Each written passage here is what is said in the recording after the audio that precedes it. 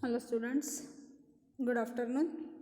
हम देख रहे थे पाठ दूसरा जंगल, इसके प्रश्नोत्तर देख रहे थे हम। आज हम देखेंगे सुमत अभिव्यक्ति। आपको एक सुमत दिया गया है, क्या पशु पक्षियों को पालना उचित है? क्या पशु पक्षियों को पालना उचित है? इस बारे में आपको आपके स्वमत लिखना है। स्वमत मैंने खुद का मत लिखना है। वहाँ पर थोड़ा सा बता देती, बाकी का आपको आपके मन से लिखना है। देखो, अनेक लोग पशु पक्षियों को पालते हैं, उनकी देखभाल भी करते हैं, लेकिन उनको खाना पीना समय पर देना, नहलाना, घूमने फिरने ले जाना, अस्पताल का काम पड़ा तो उसको दवाखाना करवाना, सारी बातें करते रहते हैं। लेकिन फिर भी वह पशु पक्षी उनके इसमें खुश नहीं होता। क्यों? क्योंकि वो पशु पक्षी स्वतंत्र घूमने वाले होते हैं। प्रकृति ने उनको स्वतंत्र घूमने का वरदान दिया है, लेकिन हम लोग हमारी सुविधा के लिए उनको बांध कर रखते हैं कि हमारे घर में यदि हमने कुत्ता पाला तो हमारे घर की रखवाली करेगा, या बिल्ली पाली तो हमारे घर के चूहे की सफाई करेगा। इस ढंग से हम उनको पालते हैं, लेकिन प्रकृति के खिलाफ है ये बातें। तो हमें क्या करना चाहिए? जो जंगली पशु पक्षी हैं उनको जंगल में ही रहने देना चाहिए।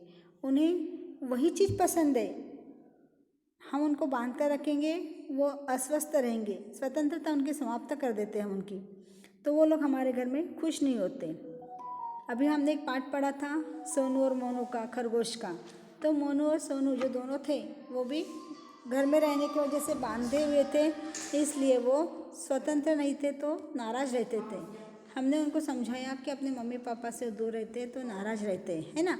तो इस बात का ध्यान रखना चाहिए कि उन्हें वर्षा में भटकना पड़ता है, नहीं उनको जंगली पक्षियों का, जंतुओं का डर रहता है, उनको डर भी रहता है, फिर भी वो स्वतंत्र ही अच्छे रहते हैं। परंतु ईश्वर ने पशु पक्षियों को स्वतंत्र रहने के लिए ही बनाया है। उनको बांध के रखना उनको पसंद नहीं। हम हमारी सुविधा से वो अपनी सुविधा से उनके घर बनाते हैं, रहते हैं, उसके अंदर सारी बातें उनके उपलब्ध उनके हिसाब से करते हैं। लेकिन मनुष्य उन्हें अपने घर में रखकर उनकी स्वतंत्रता को समाप्त कर देता है। पशु पक्षियों को पिंजरे में बंद कर देता है, कहाँ तो वृक्षों की ऊंची फुनगियों पर मस्ती, और कहाँ छोटे पिंजरे में बंदी उनका जीवन। हमें उनकी खुशी के लिए, हम अपनी खुशी के लिए पशु पक्षियों को पालते हैं। ये ध्यान में रखना है कि पशु पक्षियों को पालना उचित नहीं है।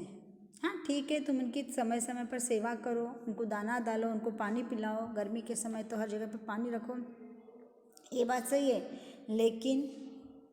लेकिन हमको उनको बंदिस्त करना सही बात नहीं है। आया समझ में? इस प्रकार से आपको उसके बारे में लिखना है। दूसरा प्रश्न देखो, ये हुआ पहला एक प्रश्न। दूसरा प्रश्न लिखना है आपको कि आकृति पूर्ण कीजिए। आकृति पूर्ण कीजिए। इसमें बताया है इन दोनों के साथ रहने की आदत पड़ गई थी। इन दोनों को साथ रहने की आदत पड़ गई थी। कौन दोनों थे? सोनू और मोनू। दोनों को साथ में रहने की आदत पड़ गई थी, है ना। अब दूसरा प्रश्न दिया है, यह बुरे बोल बोल रहा था। कौन बुरे बोल बोल रहा था? पीयूष बोल रहा था, मैं भी मर जाऊंगा, है ना। यदि ये नहीं रहेगा तो मैं भी मर जाऊंगा, ऐसे बुरे बोल रहा था। ठीक है। उसके बाद में आपको दिया है विधानों के सामने सत्य असत्य लिखना है आपको। तुम तो अपने माँ बाप के पास हो। तुम तो अपने माँ बाप के पास हो, दादी ने कहा था ना पीयूष को, इसलिए सत्य है। उसका जंगल उसका घर है। क्या कहा है? जंगल उसका घर है। किसका घर जंगल था? सोनू और मोनू का। सही बात है। मोनू जो उससे बिछड़ गया है। मोनू जो उससे बिछड़ गया है। किससे बिछड़ा था? सोनू से। तो ये कहेंगे मोनू जो उससे बिछड़ गया है असत्य है, बिछड़ा नहीं था, वो मर गया था करके अकेला पड़ गया था। वो मर गया था करके अकेला पड़ गया था, बिछड़ा नहीं था, गुमा नहीं था। गुमता था तो अलग होता था वो। अगला प्रश्न देखो, आपको दिया है, उत्तर लिखिए। सोनू को क्या दुख था?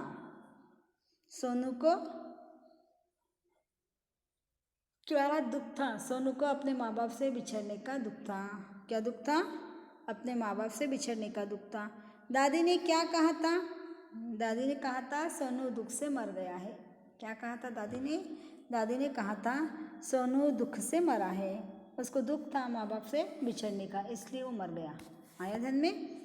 आप अगला प्रश्न आपको फिर से दिया है स्वमत करके, स्वमत अभिव्यक्ति दी है, स्वमत लिखना है आपको।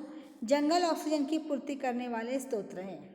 सही बात है, एकदम सही बात है। जंगल नहीं होते तो हमें इतना सारा ऑक्सीजन मिलता ही नहीं, हर जगह पे प्रदूषण ही प्रदूषण हो जाता था। लेकिन प्रदूषण को कम करने के लिए हमें पेड़ पौधे बहुत ज़्यादा जरूरी है।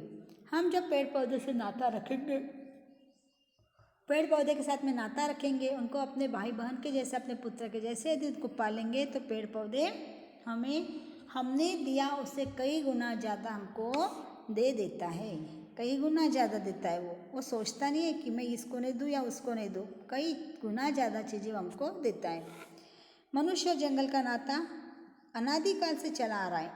वृक्ष हमारे प्राण है, वृक्ष से हमें प्राणवायु प्रदान करते हैं।